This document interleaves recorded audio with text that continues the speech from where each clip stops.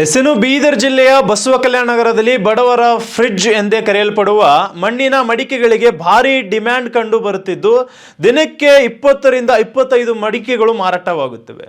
ಬಿಸಿಲಿನ ತಾಪಕ್ಕೆ ಬೇಸತ್ತ ಕಲ್ಯಾಣ ಜನತೆ ಫ್ರಿಡ್ಜ್ ಹಾಗೂ ಪ್ಲಾಸ್ಟಿಕ್ ನೀರಿನ ಬಾಟಲ್ಗಳಿಗೆ ಮೊರೆ ಹೋಗದೆ ಕುಂಬಾರರು ಕೈಗಳಿಂದ ತಯಾರಿಸಿದ ಗಡಿಗೆಗಳು ಮತ್ತು ಬಾಟಲ್ಗಳತ್ತ ಜನ ಹೆಚ್ಚಿನ ಆಸಕ್ತಿ ತೋರುತ್ತಿದ್ದಾರೆ.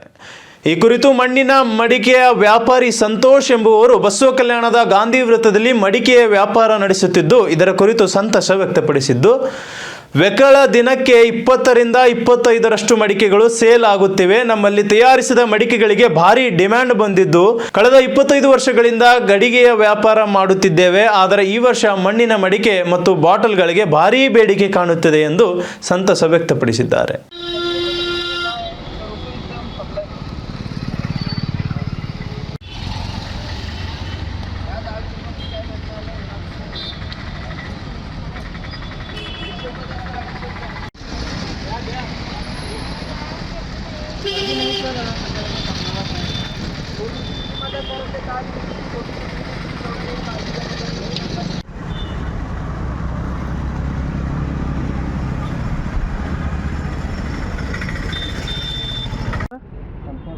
ಸಂತೋಷ್ ಯಾವ ಸರ್?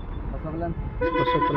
ಇವು ಮಡಿಕೆಗಳು ಎಷ್ಟು ದಿವಸ ಆಯ್ತು ಮಾರ್ಲತ್ತೀರಿ ಸರ್ ಇಲ್ಲಿ? ಸರಿ ಅಂದ್ರೆ 20-25 ವರ್ಷ ಆಯ್ತು ಮಾರ್ಲತ್ತೀವಿ. 20-25 ವರ್ಷ ಆಯ್ತು.